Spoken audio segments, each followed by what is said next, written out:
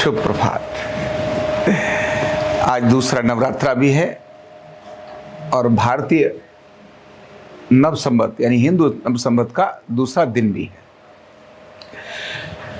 जिनके नाम से नया वर्ष शुरू हुआ, ऐसे महाराजा विक्रमादित्य, उन्होंने उस समय पर जो भारत पर विदेशी आक्रांता जिन्होंने आक्रमण किया था और यहाँ आकर भारतीय लोगों को बहुत सताया था, दुखी किया था, ऐसे हूण और शक जिन्होंने बहुत बड़ा एक अत्याचार का क्रम इस देश पर डाला था, उनको उन्हीं की भाषा में सबक देकर उनको परास्त किया था।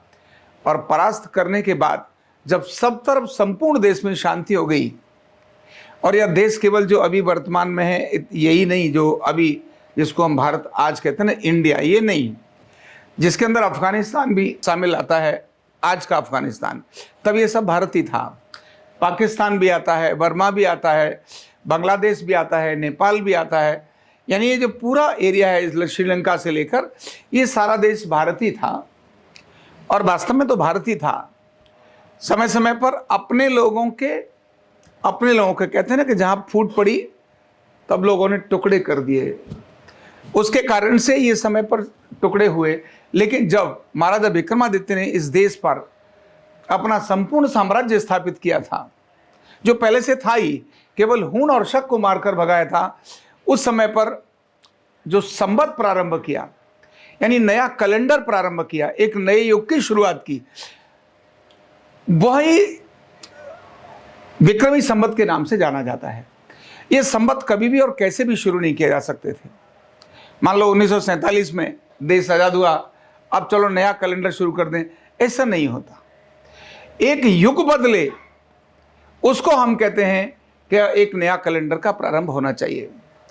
तो भारत में कब कब नए कैलेंडर पैदा हुए और उनकी कब कब नई नई तिथियां थी, तो सबसे पहला कैलेंडर प्रारंभ हुआ था, वो था सृष्टि संवत।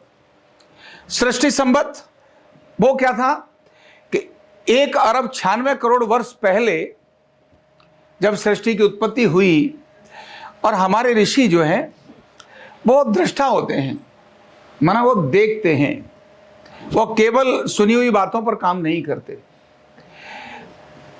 मैं ऐसे लोगों को जानता हूं जिनके पास अगर आप जाएं और आप केवल वहां चले ही जाएं तो आपके अंदर, आपके मन में क्या चल रहा है, आप दूर बैठे हैं, आपकी माँ का नाम क्या है, आपकी बेटी का नाम क्या है, आपके क्या क्या सारा क्रम है, आपके घर में कोई चीज़ खोई है तो कहाँ मिल जाए, माना प्रश्न बताना एक अलग बात है। आपकी पूरी कुंडली वो वहीं बैठे बैठे व्यक्ति बता सकता है, आपके बारे में सारी जानकारी दे सकता है। आपने कौन सी चीज़ चुराई है और आप कह रहे हो नहीं चोरी होगी, तो बता देगा कि वो जो उस जगह रखी है उसको निकाल कर उसको दे दे चुपचाप, चोरी नहीं। और खो गई है घर में ही और लोग कह रहे हैं चोरी हो गई है, चोरी हो गई है, तो भी वो बता देगा कि नहीं चोरी नहीं हुई है, तुमको गलत फहमी है, वो वहां पर रखा है। ऐसे लोग अभी भी जिनको मैं जानता हूं। ये विद्या क्या है? ये विद्या ही है। सोचो, छोटी सी साधना करने के बाद जब व्यक्ति एक इतनी बातें बता सकता है, तो दिव्य साधना करने के बाद तो वो भूत और भविष्य सब कुछ बता सकता है। ऐसे श्रेष्ठ परंपरा हजारों लोगों की परंपरा हमारे देश में रही है। तो उन्होंने जो खगोलीय स्थिति क्या है, हमारे ग्रहों की स्थिति क्या है, कौन सा ग्रह किससे कनेक्ट है, किसका इफेक्ट किस पर पड़ता है, क्योंकि हम सब एक दूसरे से जुड़े हैं, तो वो सारे का एक क्रम बनाया, उसी को हमने बोला ज्योतिष शास्त्र। ये हमारे जो वेद हैं उन सभी के अंदर लिखा हुआ है। वेद अपरुषेय हैं, किसी व्यक्ति ने नहीं लिखा, उसमें जो देखा दृष्टा बोला है। हमने कभी भी उनको निर्माता नहीं बोला है, वेदों के निर्माता नहीं बोला है। वेद क्या है? जिन ऋषियों ने देखा और देखने के बाद, पहली बार देखने के बाद, और उसको वहां लिखा, वही दृष्टा है। इसीलिए मंत्र दृष्टा, मंत्र सृष्टा नहीं, उत्पन्न करने वाले नहीं, मंत्र दृष्टा। मंत्र तो पहले से था ही। तो ऐसे हमारे ऋषियों ने जब अपने संपूर्ण सृष्टि चक्र को, प्रकृति चक्र को देखा, और देखने के बाद उनको ये क्रम ध्यान में आया कि चैत्र का महीना, यानी हमारा जो पूरा क्रम है ये 12 महीने के अंदर होना चाहिए। 12 महीने के भी उन्होंने नाम रखे। हम जो शब्द बोलते हैं ना, क ख ग घ घ घ, ये सारे भी एक बड़े वैज्ञानिक तरीके से हमारे उच्चारण के आधार पर हमारे ऋषियों ने लिखे हैं, व्याकरण भी उसी आधार पर है। तो उन्होंने ये निश्चित किया कि यह चैत्र शुक्ल की पहली तारीख हमारे पूरे वर्ष की पहली तारीख होनी चाहिए। ऐसे उन्होंने जब तिथियां शुरू की तो पहला सृष्टि संवत शुरू हुआ, जो 1,96,00,00,000 वर्ष पहले यह प्रारंभ हुआ था।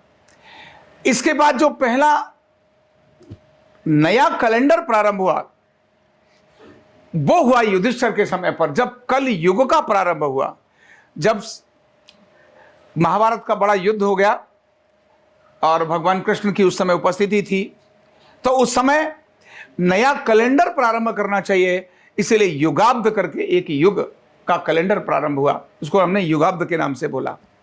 लेकिन उसकी शुरुआत भी चैत्र शुक्ल एकम को हुई, जिसको 5100 वर्ष हो गए। 5100 वर्ष यानी 5182 वर्ष इस समय पर यह चल रहा है, इसको हम युगाब्द बोलते हैं। तो ये युगाब्द है। और इसी प्रकार उसके बाद भारत के अंदर ऐसा नहीं था अशांति और सारी कुछ क्रम रहता था। भारत तो एक अलग प्रकार से जीने वाला देश था, लेकिन हूण और शक ने आकर इस देश पर जो आक्रमण किया, आक्रमण करके सब तरफ जो एक बहुत बड़ी अशांति फैला दी, और हमारे देश में जो शांति प्रिय तरीके से रहने वाला जो देश था, उसके अंदर वहां अपने देश के जीने वाले लोगों को ही बहुत संकट आने लगे। तब विक्रमादित्य ने अपने पराक्रम से उन हूण और शकों को मार करके भारत की सीमा से दूर भगा दिया। और तब उस समय के महापुरुषों ने कहा कि अब एक नया कैलेंडर प्रारंभ होना चाहिए। तब विक्रमी संवत के नाम से, महाराजा विक्रमादित्य के नाम से यह कैलेंडर प्रारंभ हुआ। तो अपने जो भारत के कैलेंडर हैं वो कभी भी चैत्र शुक्ल एकम को शुरू होते हैं और कभी भी लग्गे तुग्गे में नहीं आते, बहुत विधि प्रकार से होते हैं। तो हमारा यह जो सनातन परंपरा का क्रम है ये बहुत अद्भुत है। हमें इस ज्ञान के प्रति जानना चाहिए, हमें विक्रमादित्य के प्रति पढ़ना चाहिए, महाराजा युधिष्ठिर के चरित्र के संबंध में भी पढ़ना चाहिए, जिससे हमें ध्यान में आए हम किन महापुरुषों की संतान हैं, वो कितने श्रेष्ठ थे, वो कितने दृष्टा थे। और ये जो क्रम है ना साधना का, आज अभी जो क्रम चल रहा है 9 दिन की साधना का, भारत की सारी परंपराएं साधना पर ही रही हैं। मैं देखता था पृथ्वीराज चौहान के बारे में। पृथ्वीराज चौहान की विशेष बात क्या थी? आंखों पर पट्टियां बांध दो, केवल शब्द आया और दूर जाकर शब्द वेदी बाण मार दिया। एक कहावत है कि जिस समय पर मोहम्मद गौरी उनको पकड़कर अपने वहां लेकर गया, तो वहां उनके साथ चंद्रवरदाई जो उनके कवि थे वो उनके साथ में गए। चंद्रवरदाई अलग बैठे हैं और वह गौरी इस महाराणा प्रताप के चीजों को दिखाना चाहता है अपने लोगों को, देखो कैसा एक भयंकर वीर था जिसको मैं पकड़ के लाया हूं। लेकिन सिर्फ छल कपट से पकड़ के लेकर गया था, ताकत नहीं थी, क्योंकि 16 बार तो माफ कर दिया था उन्होंने। माफी के बाद एक बार पकड़ा तो उसने उसको फंसा लिया। मतलब लोमड़ी चाल थी। अपने लोगों के कारण ही, अपने लोगों की गद्दारी के कारण ही पृथ्वीराज चौहान के साथ धोखा हुआ। लेकिन उनके आंखें फोड़ दी गई, सलाखों से सब तरफ गोद दिया गया। आंखें फोड़ने के बाद भी कहा कि तुम तो बड़े निशानबाज हो। ऐसा चंद्रवरदाई ने ही मोहम्मद गौरी को बोला, क्योंकि चंद्रवरदाई उस समय अपना बदला लेना चाहते थे उससे। तो उन्होंने कहा कि महाराज आपको पता है इनका पराक्रम, इनके पराक्रम को अपने लोगों को दिखाओ ना। बोले क्या है? बोले ये तो आंखें बंद होने के बाद भी किसी ने अगर छोटी भी आवाज की तो वहां तलवार भी नहीं मार सकते, बाण से वहां पर निशाना मार देंगे। बोले अच्छा? बोले हाँ। बोले तो बड़ा दिखाने वाली चीज है। बोले आप दूर से आराम से देखना, बाकी लोगों को दिखाओ। पृथ्वीराज चौहान का जोश गर्म किया गया और उनको कहा कि देखो तुम तीर का निशान लगा सकते हो, नहीं लगा सकते हो? तो वो तो लगा ही सकते थे। इधर वहां गौरी जो था वो ऊपर दूर बैठ करके दूर से छुप करके देख रहा है कि कहीं गलती से बाण मेरी तरफ ना आ जाए।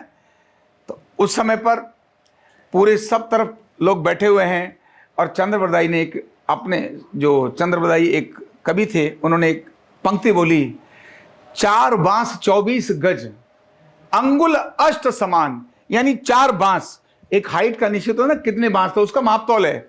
4 बांस 24 गज अंगुल अष्ट समान, ता ऊपर सुल्तान है मत चूके चौहान। बोले शब्द नहीं, केवल अनुमान। 4 बांस 24 गज 8 अंगुल। सोचिए बाण मार रहा है, 8 अंगुल का कैलकुलेशन, जिसकी आंखें फूट चुकी हैं, बाण मार रहा है, ऐसा उसने बोला। लेकिन तब तक मोहम्मद गौरी ने उधर से ऊपर बोल दिया, वाह सुल्तान। बस इतना ही कहना था कि इधर बाण का निशाना लेकर, इधर निशान, मोहम्मद गौरी इधर बैठा है, लेकिन बाण का निशाना ऐसे रखा, और ऐसे रखने के बाद उसको लगा वाह ये तो दूसरी तरफ जा रहा है। तब तक वो सचेत होता, अब ठक करके मार दिया, और उस समय पर उस मोहम्मद गौरी की वहीं हत्या हो गई। ऐसी वीरता अपने देश के अंदर केवल साधनाओं से आती है। इसीलिए भारत साधनाओं का देश है।